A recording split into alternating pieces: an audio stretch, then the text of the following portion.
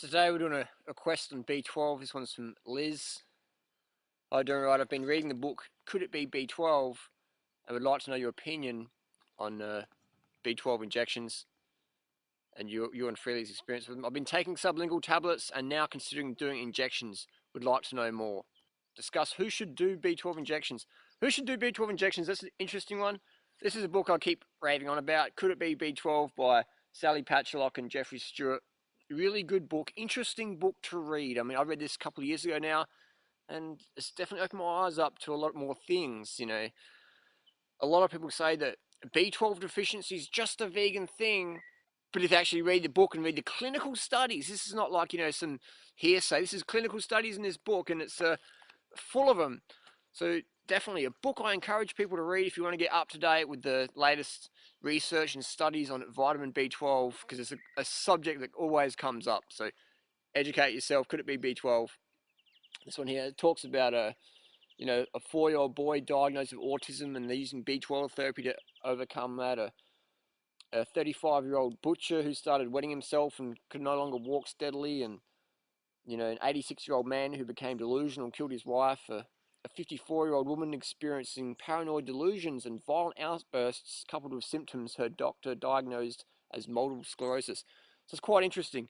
I've got a friend who was diagnosed with MS, and she got tested for B12. B12 was very low, so she started eating raw animal products. She was eating cooked animal products before, tested low on B12, started eating raw animal products with the intention to raise her B12 serum levels. Never happened. So she started taking supplements. That never happened either. So she resorted to B12 injections, and that raised the levels up. So pills didn't work, animal products didn't work, B12 injections worked.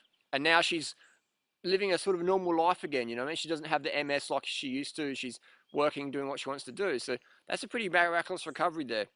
Another example is my housemate in Adelaide currently. He's been a raw foodist for over 10 years now, and he eats raw animal products. He had a low B12 level when he started the whole gig, and in the last decade he's eaten animal products, raw, organic, wild, grass-fed, all that stuff, raw organic animal products on a weekly basis since 2001, and 2 weeks ago we got his B12 serum level tested, and he's around the 220 range, around the low range. Too low for him. The Japanese cutoff is over 550, and my friend is down in the 220s, the deficiency borderline areas. And he said, Harley, all right, I'm going to get these injections. So we started shooting him up in the alleyway next to the fruit shop, and he's doing fine on them now. So guaranteed his B12 levels are going to go up, and we're going to see his homocysteine levels drop down. So it's interesting to note. So we've got examples of people eating animal products with B12 deficiencies rampant in societies. So when someone says, oh, if you got B12 levels low, all you need to do is eat some animal products. That's like saying all you need to do to avoid having a car accident is wear a seatbelt. It doesn't work that way. It doesn't work that way.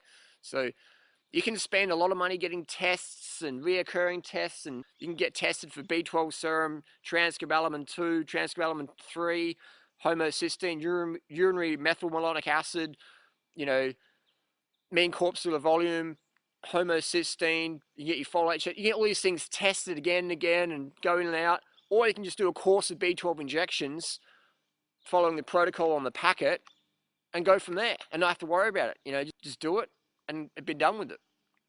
This is one we have in Australia. It's made by a German pharmaceutical company, so it's going to work. There's no like ifs, maybes, could, should. It's definitely, this stuff works. B12 is naturally red, and it comes in little 1,000 microgram. And they say keep it out of the light, which is interesting because they say that, they say keep it out of the light and keep it under 25 Celsius. And then they say cook your animal products to get rid of the bad bacteria and eat animal products with B12.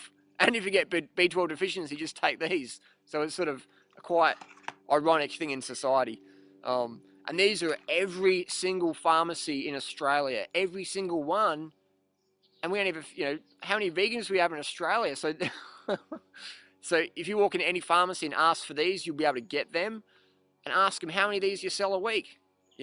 Ask the nurses who administer these, how many shots of these did you do a week? It's a lot. Why? Because vitamin B12 deficiency is rampant in society today. The reason why vegans in that shop more, because they get tested more, they get educated and go, whoa, if you walk into a doctor and say, oh, I'm not feeling so good, I want to get tested, they're like, no. If you walk in there and say, I'm a vegan, I'm a vegetarian, I feel great, is there anything I should test for? They go, yeah, we're going to test this, and that. You know what I mean? So it's interesting stuff. The needles you use, I've got a syringe around here.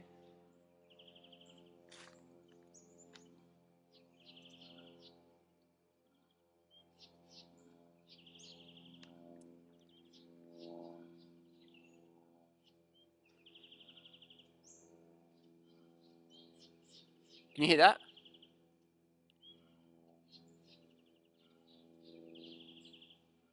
It's a koala grunting. So these are the syringe you use. We're looking for a 3 ml plunger, and the needle wants to be 25 gauge, that's the fatness, and 25 millimeter, that's the length. So 25 by 25 and a 3 ml, and you just boom. It's intramuscular as well, it's not intravenous. Intramuscular means into the muscle, the deltoid, the quad, the glute. If you're not experienced, get someone to help you do it. You know what I mean? If you're experienced, boom, pop it in. Me, myself, I do it myself because it saves time and money waiting in doctors' offices with, screaming kids and smoking cough people and on doctors' egos and people who are overworked and all that money time system thing. Doing it yourself, boom. I used to be very phobic of needles, and I've studied how to do it. I asked my nurse friends and doctor friends, give me some advice and things like that. No problems. On YouTube, you can look up how to administer vitamin B12 injections. Very, very simple, safe, and the most 100% effective way of getting your B12 levels jacked right up. Not a problem. So you can get syringes from your pharmacy drugstore. These are about 60 cents, and these are about $10 a box, so $3 per ampule. How often should you do them? Depends on the person, I know if you look at a lot of bodybuilding forums, bodybuilders are doing 1,000 microgram injections daily sometimes. I think that's excessive personally. In the book, Could It Be B12? Their recommendation is 1,000 microgram injection daily for a week, and then once a week for a month. That's the 1,000 microgram injections, and then once monthly as needed. So that's the standard protocol. It might vary, less or a little bit more depending on this person. So, but by following a standard protocol, you're going to have yourself covered. It's a safe thing to use. People go, oh, but there might be risks, Harley. There's risks of everything. I could get bitten by a snake. There's actually brown snakes that live here. They're actually in the top 10 most dangerous snakes in the world. So I could get bitten by one of these eastern brown snakes doing a YouTube video. I'm just looking now because I actually did see one the other day. So there's no eastern brown snakes around here. But yeah, there's risks in everything in life. You could eat a banana and choke on it. You know what I mean? So there's risks involved. There's no mercury in vitamin B12 injections. That was another question someone asked me. Is there mercury in B12 injections? No, there's not. There's acetic acid and sodium chloride. So, it's fine. So basically, do your own homework regarding protocol for injections and protocol regarding frequency. I do them about once a month now, heavy training, things like that, once a month. Another thing is people use vitamin B12 injections for getting lean, cutting up, getting toned. B12 injections are very popular in weight loss clinics. I'm not promoting B12 injections for weight loss, even though that's what a lot of people do. I'm promoting them because I understand that a lot of people come over this lifestyle, as I did with celiac disease, Crohn's disease, a lot of adrenal issues, things like that, that are related to B12 deficiencies or can cause these things. So I'm promoting B12 injections for people who've had health issues in the past and just want to be sure. It's not about becoming a hypochondriac and going, oh my God, what about this? What about that? It's just simple injections, boom, cheap, safe, effective, done. Forget about it. You know what I mean?